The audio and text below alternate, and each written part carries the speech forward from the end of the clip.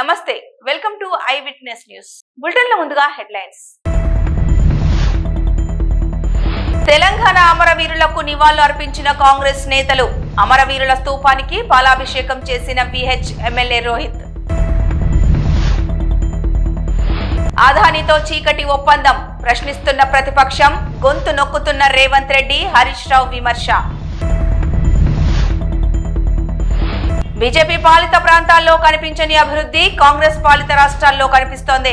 మాజీ ఎంపీ మధు యాష్కి. అదాని రేవంత్ దోస్తీ పైన బీఆర్ఎస్ పార్టీ వినూత్న నిరసన. హైదరాబాద్ అదాని సీఎం రేవంత్ దోస్తీపై బీఆర్ఎస్ నేతలు వినూత్నంగా నిరసన తెలిపారు. అదాని రేవంత్ భాయి భాయి అంటూ టీషర్ట్లతో గన్ పార్క్ నుంచి అసెంబ్లీకి బయలుదేరారు. ఢిల్లీలో అదానితో కుస్తీ, గల్లీలో దోస్తీ అంటూ నినాదాలు చేశారు. రేవంత్ రెడ్డికి ఎంత చెప్పినా వినడం లేదని, మాకు టీషర్ట్ ఇచ్చి అసెంబ్లీలో నిరసన తెలియజేయమన్నారంటూ కేటీఆర్ చురకలు అంటించారు. తెలంగాణ తల్లి మాది, కాంగ్రెస్ తల్లి నీది, బతుకమ్మ తీసి చేయి గుర్తు పెట్టిందంటూ నినాదాలు చేశారు.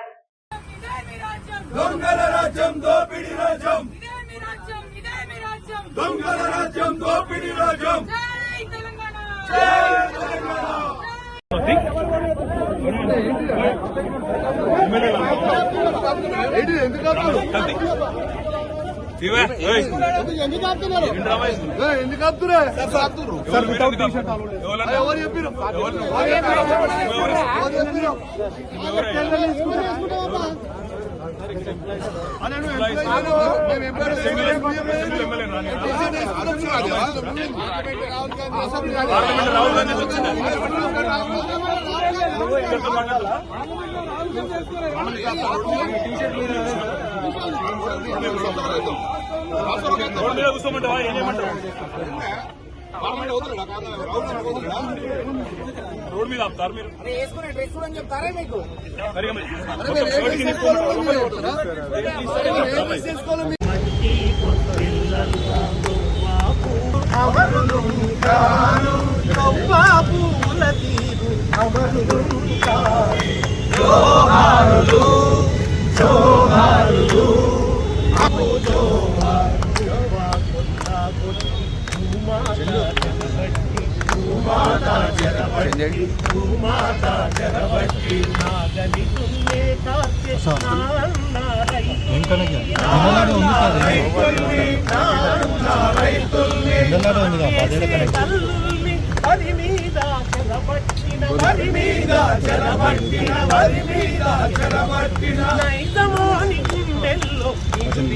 గన్ పార్క్ అమరవీరుల స్తూపం వద్ద తెలంగాణ అమరవీరులకు నివాళులు అర్పించారు కాంగ్రెస్ నేతలు. అమరవీరుల స్తూపానికి పాలాభిషేకం చేశారు.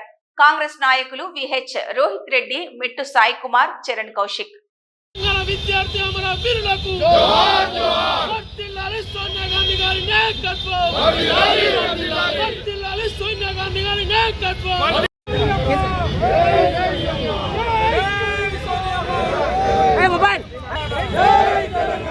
శాసనసభలోకి వెళ్లకుండా ప్రతిపక్ష నాయకులను అడ్డుకొని అరెస్టులు చేయడం పట్ల మాజీ మంత్రి హరీష్ రావు తీవ్ర ఆగ్రహం వ్యక్తం చేశారు. అరెస్టులను తీవ్రంగా ఖండిస్తున్నాం. అదాని దొంగ అని, అవినీతి చేసిందని రాహుల్ గాంధీ తిడితే రేవంత్ రెడ్డి ఇక్కడ చీకటి ఒప్పందాలు చేసుకుంటున్నాడు, అలై భలై చేసుకుంటాడు. అదానితో వేల కోట్ల రూపాయల ఒప్పందాలు చేసుకుంటాడు. ఇదెక్కడి న్యాయమని అన్నారు. వివిధ మార్గాల్లో ప్రతిపక్షాలు నిరసనలు తెలియజేస్తుంటాయి. అడ్డుకోవడం దుర్మార్గం. అక్రమ సంబంధాలు, చీకటి ఒప్పందాలు బయటపడతాయనే ప్రతిపక్షాన్ని సభలోకి రాకుండా అడ్డుకుంటున్నారు. సభ ఏకపక్షంగా జరిపే ప్రయత్నం చేస్తున్నారు. అదానితో చీకటి ఒప్పందం బయటపడుతుందని మేము ప్రశ్నిస్తామని భయపడుతున్నారు. మిమ్మల్ని సభలోకి రాకుండా ఎందుకు ఆపుతున్నావు? మమ్మల్ని సభలోకి రాకుండా ఎందుకు ఆపుతున్నావని రేవంత్ రెడ్డిని ప్రశ్నించారు. మీరు ఎక్స్పోజ్ అవుతున్నారని భయపడుతున్నారా?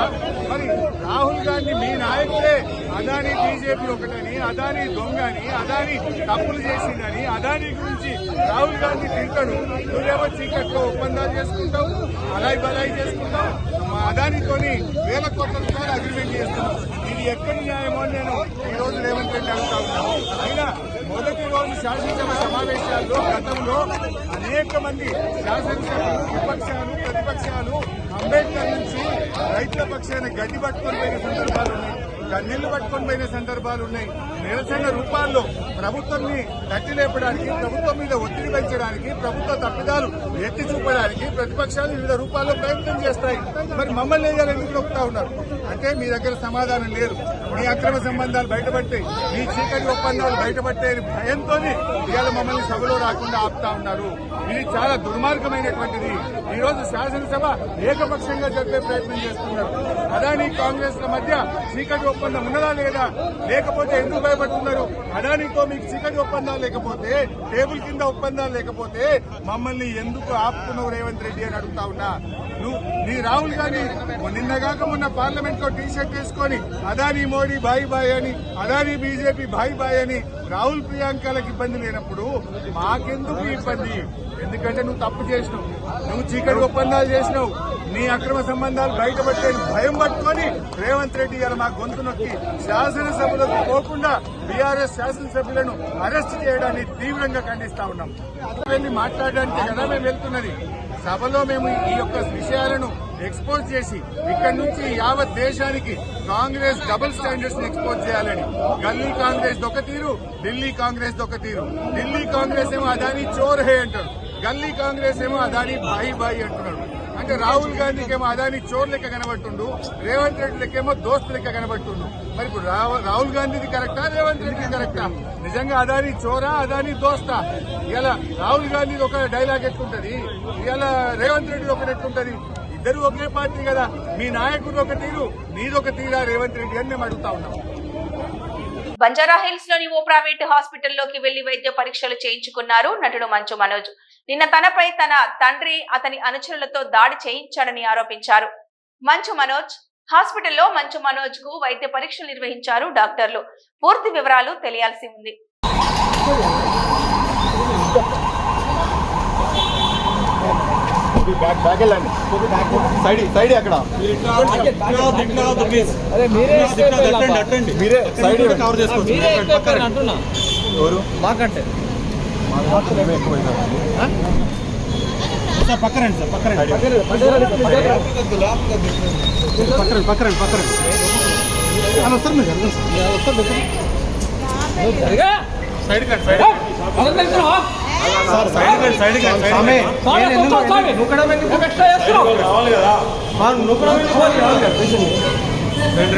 కొంచెం సైడ్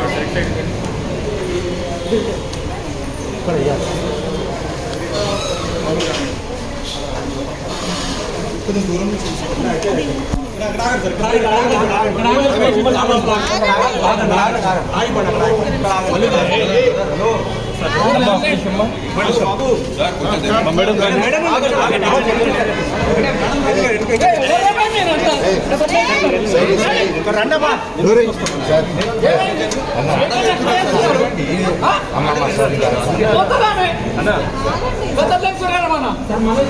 ఏం చెప్పాలనుకుంటున్నారండి? పైన దాడి జరిగేదా?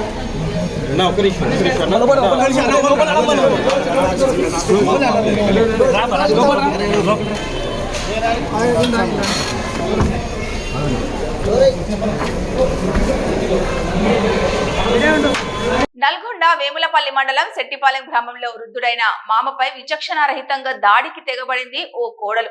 వీల్ చైర్ లో ఉన్న మామ ముఖంపై పదే పదే చెప్పుతో దాడి చేసింది ఆమె. కాళ్ళు పట్టుకొని వేడుకున్న మామ పైన ఎటువంటి కనికరం చూపకుండా అతన్ని కొట్టింది కోడలు.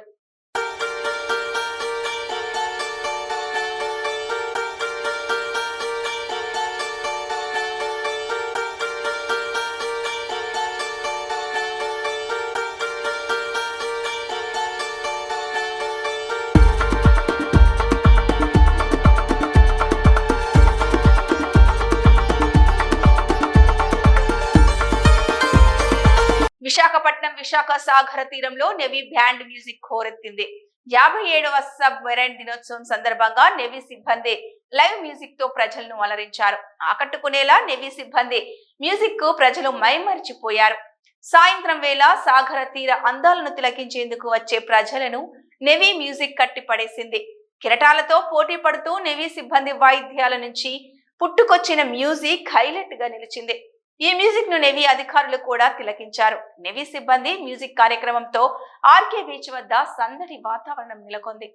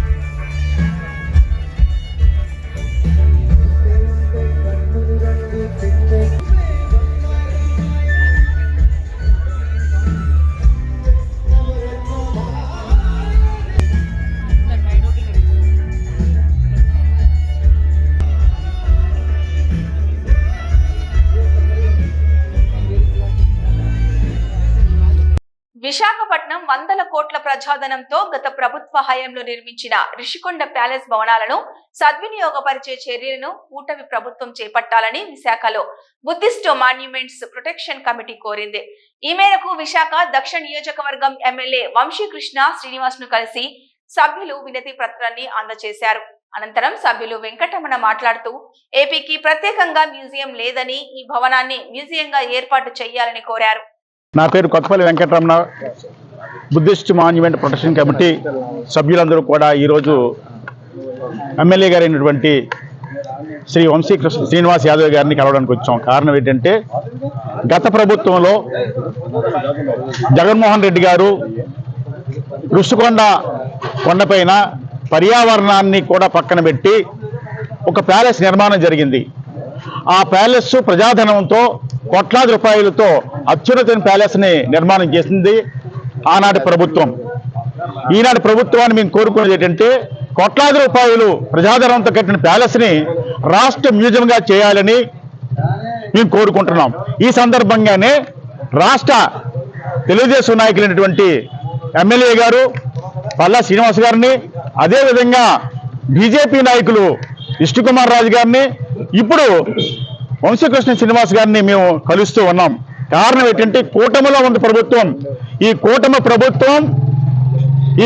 ప్రభుత్వంలో ఉన్న నాయకులందరూ కలిసి ఈ విశాఖపట్నంలో ఉన్నటువంటి మ్యూజియంని డిస్టర్బెన్స్ చేశాడు బండోడు అంతా. కూటమి ప్రభుత్వానికి ఎందుకంటే మెమోరాండం ఇస్తున్నామంటే ఈ యొక్క ప్యాలెస్ని రాష్ట్ర మ్యూజియం చేయడం వల్ల కారణం ఏంటంటే రాష్ట్రంలోని ఎన్నో అద్భుతమైనటువంటి కళాఖండాలు క్రీస్తు పూర్వం నుంచి బుద్ధుడి దగ్గర నుంచి అన్నీ కూడా అవశేషాలు ఈ భూమిలోనే ఉన్నాయి. కొన్ని వందల వేల సంవత్సరాల సంస్కృతి మనకు ఉంది ఈ ఆంధ్ర రాష్ట్ర సంస్కృతి. దాని ఉదాహరణగా మనకి మ్యూజియం కావాలి.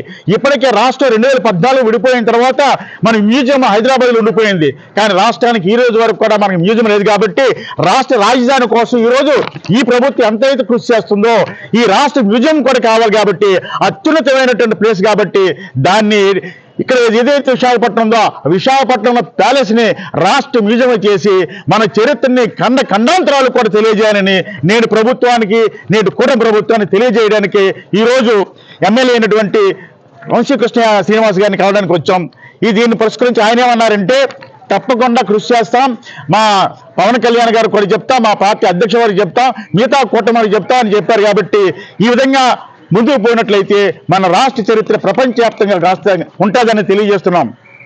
బీజేపీ పాలిత ప్రాంతాల్లో కనిపించని అభివృద్ధి కాంగ్రెస్ పాలిత రాష్ట్రాల్లో కనిపిస్తుంటే చూసి ఓర్వలేక కాంగ్రెస్ పార్టీపై బీజేపీ బురద జల్లే ప్రయత్నం చేస్తోందని టీపీసీసీ ప్రచార కమిటీ చైర్మన్ మాజీ ఎంపీ మధు యాష్కి గౌడ్ అన్నారు. ఎల్బీ నగర్ లోని సితారా హోటల్లో ఏర్పాటు చేసిన మీడియా సమావేశంలో ఆయన మాట్లాడారు. ఒక బీజేపీ జాతీయ అధ్యక్షుడు నడ్డా వస్తే చూడటానికి ఫ్లెక్సీలు తప్ప జనాలు లేక బీజేపీ సభ వెలవెలపోయిందని ఆయన ఆరోపించారు. ఇచ్చిన హామీ కోసం 6 గ్యారంటీలు కాంగ్రెస్ ప్రభుత్వం ప్రజల కోసం అమలు పరుస్తుంటే ఓర్వలేని బీజేపీ మోసాలు అబద్ధాలు అంటూ చేపట్టిన సభను ప్రజలు విశ్వసించలేదని మధు యాష్కి గౌడ్ అన్నారు. బీజేపీ మాట్లాడేది బీఆర్ఎస్ మాట్లాడుతుందని, రెండు దొందుకు దొందే అని ఆరోపించారు. తెలంగాణకు బీజేపీ ఎంపీలు ఎన్ని నిధులు తీసుకొచ్చారు, ముందు అది చెప్పాలన్నారు. బీజేపీని నమ్మకని ప్రజలు సభకు రాలేదని, జేపీ నడ్డా మాట్లాడిన మాటలన్నీ పచ్చి అబద్ధాల మూట అని మధు యాష్కి గౌడ్ ఆరోపించారు. మూసీ సుందరీకరణ కోసం కాంగ్రెస్ ప్రభుత్వం చేపట్టిన పనులను అడ్డుకునేందుకే బీజేపీ పేద ప్రజలను పావులుగా వాడుకుంటోందని అన్నారు. ఈ కార్యక్రమంలో పలువురు కాంగ్రెస్ నేతలు పాల్గొన్నారు. తీసుకున్న ఈ రాష్ట్రాన్ని 7 లక్షల కోట్ల పైన అప్పుడున్నా వాటిని తీరుస్తూ సంవత్సరానికి 65,000 కోట్ల మిత్తులు కడుతూనే అభివృద్ధి పదంలో ముందుకు తీసుకెళ్తూ ఇటు వరి ధాన్యానికి ఇస్తున్న 500 బోనస్ కానీ, ఉచిత బస్సు ప్రయాణాలు కానీ, 10 లక్షల రూపాయల జీవిత వైద్య సదుపాయాల కొరకు కార్పొరేట్ వైద్యం కల్పిస్తూనే పేదలకి ఇందిరమ్మ గృహాలు ప్రతి నియోజకవర్గానికి 3,500 గృహాలు కల్పిస్తూ ఇచ్చిన ప్రతి 6 గ్యారంటీలని అమలు చేస్తూ ఆర్థిక ఇబ్బందులున్న ముందుకు సాగుతున్న రేవంత్ రెడ్డి గారి ప్రభుత్వాన్ని ఆశించింది. ప్రభుత్వం పనిచేస్తున్న తీరుని జీర్ణించుకోలేక ఇవాళ బీజేపీ పార్టీ, బీఆర్ఎస్ పార్టీలు కలిసి 6 మోసాలు అని అంటూ దుష్ప్రచారం చేస్తూ ఉన్నారు. 11 సంవత్సరాలలో బీజేపీ నరేంద్ర మోదీ గారి ప్రభుత్వం నా 2 కోట్ల ఉద్యోగాలు కల్పించలే, ఎంఎస్పీని డబుల్ చేయలే, ఇచ్చిన ఏ హామీ నెరవేర్చకుండా తెలంగాణ వ్యతిరేకించి తెలంగాణ అభివృద్ధి కొరకై ఎలాంటి నిధులు తేకుండా మొన్నటి పార్లమెంట్ ఎన్నికల్లో 8 మంది పార్లమెంట్ సభ్యుని గెలిపిస్తే ఈ రాష్ట్రం నుంచి 2 మంత్రులుగా ఉన్న బండి సంజయ్ గారి, కిషన్ రెడ్డి గారు తెలంగాణకి ఎలాంటి నిధులు లేకుండా నిన్న బీజేపీ పార్టీ జాతీయ అధ్యక్షుడు నడ్డా గారు వచ్చి 11 మహినేమే క్యా కియా అని ప్రశ్నిస్తూ ఉన్నారు. 11 సంవత్సరాలు మీరు ఏం చేసినారు? ముఖ్యంగా తెలంగాణకి ఏం నిధులు తీసుకొచ్చినారు? ఏ బీజేపీ రాష్ట్రాలు దేశంలో పనిచేయనంతగా ఉద్యోగ కల్పన, సంక్షేమ పథకాలు అమలు చేస్తున్న కాంగ్రెస్ పార్టీ రేవంత్ రెడ్డి గారి ప్రభుత్వాన్ని మీ అబద్ధాలతోటి ప్రజల మనసులు మరచే ప్రయత్నం బీజేపీ, బీఆర్ఎస్ కలిసి చేస్తూ ఉన్నాయి. ఇవాళ హరీష్ రావు గారి యొక్క ప్రజెంటేషన్ కానీ, నిన్న బీజేపీ అంటే బీజేపీ పార్టీ అడిగిందే హరీష్ రావు అడుగుతాడు, బీఆర్ఎస్ అడుగుతుంది, బీఆర్ఎస్ మాట్లాడిందే బీజేపీ మాట్లాడుతోంది. ఇద్దరు దొందుకు దొందై కాంగ్రెస్ పార్టీ ప్రజాప్రభుత్వాన్ని కూల్చే ప్రయత్నం చేస్తూ ఉన్నారు.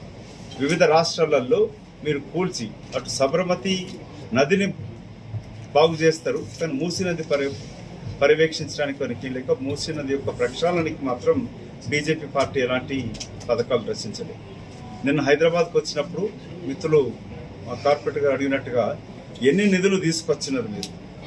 నడ్డా గారు తెలంగాణ తీసుకొచ్చిన నిధులు ఏంటి? లేక హైదరాబాద్ నగరానికి కిషన్ రెడ్డి గారు మీరు మంత్రిగా ఉన్నారు 6 సంవత్సరాల నుంచి, ఏమి తీసుకొచ్చినారు ఇప్పటిదాకా? సాక్స్లు వేసుకొని కూలర్లు పెట్టుకొని మూసి మురికి కంపలో పడుకున్నంత మాత్రాన అక్కడ మూసి మురికి కంపబోదు, పేదలకు ఎన్ను రావు. నువ్వు కేంద్ర మంత్రికి నిధులు తీసుకొచ్చింది ఏంది, డెవలప్ చేసింది ఏంది? కనీసం నీ అంబర్పేట నియోజకవర్గాన్ని బాగుపరిచినవా? అది చేయకుండా దొంగే దొంగ నడిచినట్టుగా ఈ బీజేపీ దొంగలు, భారతీయ జూటా పార్టీ నాయకులు తెలంగాణకు వచ్చి అరవడం అనేది ప్రజల స్పందన లేదు.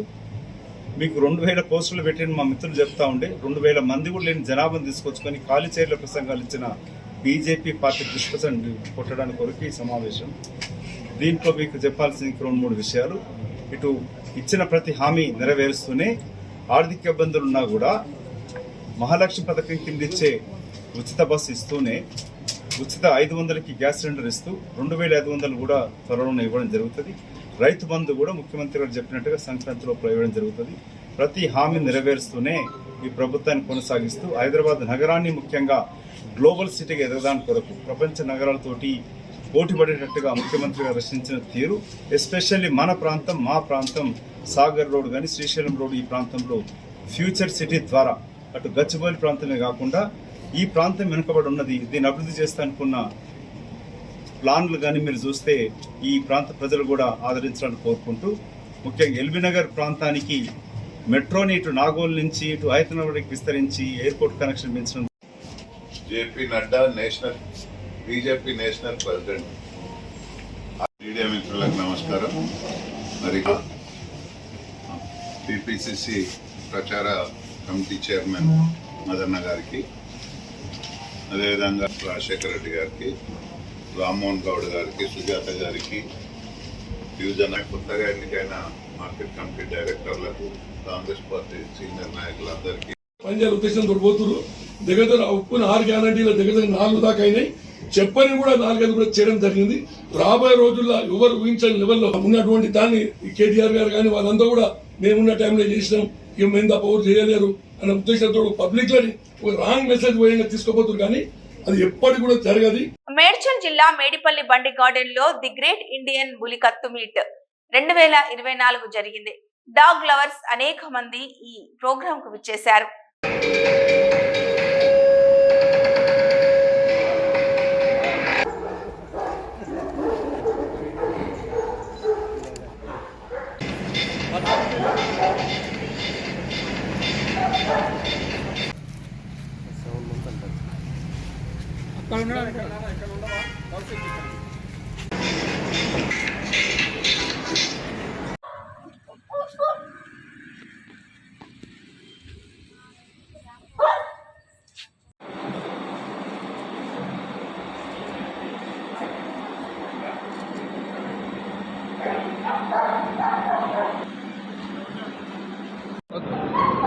నమస్కారం అండి, నా పేరు డాక్టర్ లీలా కుమార్. నేను బేసిక్గా ఒక పిడియాట్రిక్ సర్జన్ని. ఇవాళ మేము అందరం యాక్చువల్గా డాగ్ లవర్స్ అండి. సో మా ఉద్దేశం ఏంటంటే ఈ పెట్స్ని ఎంకరేజ్ చేయాలి అన్న ఉద్దేశంతో ఇవాళ ఒక బ్రీడ్ బుల్లి కుత్తాని ప్రమోట్ చేస్తానికి మేము అందరం ఇక్కడికి వచ్చాము. సో హైదరాబాద్లో కూడా చాలామందికి తెలియంది ఏంటంటే ఈ బుల్లి కుత్తాస్ ఇప్పుడు హైదరాబాద్లో కూడా అవైలబుల్ ఉన్నాయి. ఈ కుత్తాలకి ఒక ప్రత్యేకత ఉందండి. అందరూ చెప్పినట్టు ఈ బేసిక్గా మన నేటివ్ బ్రీడ్స్ అండి, అంటే ఇండియాలోనే బ్రీడ్ అయిన బ్రీడ్స్ ఇవి. కాబట్టి ఇవి చాలా స్ట్రాంగ్గా ఉంటాయి. రెండోది మన వెదర్ కండిషన్లో చాలా బాగా అడాప్ట్ అవుతాయండి. మన ప్రధానమంత్రి గారు ఎట్లాగో ముదోల్ హాండ్స్ గురించి చెప్పారో అట్లాగే మేము కూడా చెప్పేది ఏంటంటే ఈ బుల్లి కుత్తాస్ కూడా చాలా మంచి బ్రీడ్ అండి. వీటిని గార్డింగ్ కోసం వాడచ్చు.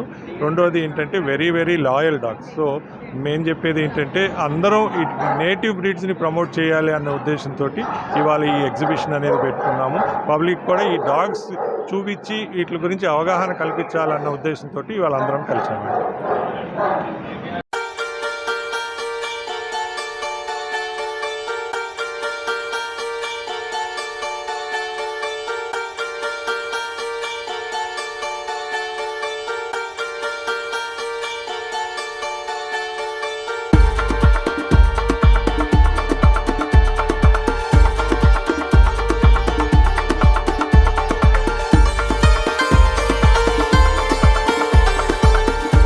ఇవి ఈ బులెటిన్ అప్డేట్స్.